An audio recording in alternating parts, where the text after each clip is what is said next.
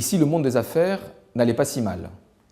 Les investissements directs étrangers ont augmenté en 2015 de 38% sur l'ensemble de la planète.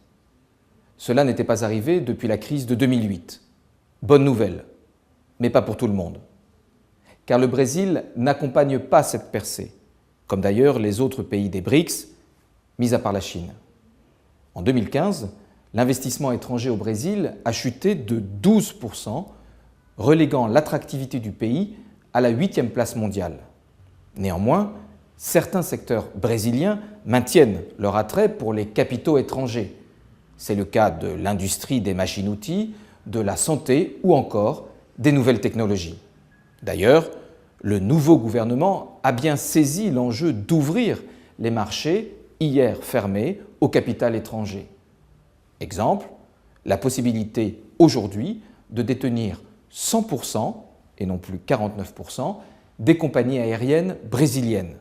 C'est également le souhait de l'exécutif de permettre l'acquisition de terres au Brésil par des entreprises étrangères.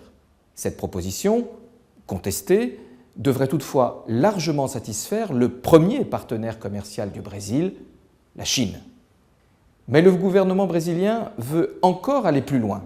Il souhaite s'extraire du carcan actuel du Mercosur et pouvoir, librement et seul, signer avec d'autres pays des accords commerciaux ou de libre-échange. Cette stratégie est symptomatique. Aller capter à la source l'investissement étranger, sortir le Brésil de son isolement économique mondial. Mais dans la précipitation, on ne saurait brader pour autant ce qui fait les richesses du Brésil. La vigilance est donc de mise.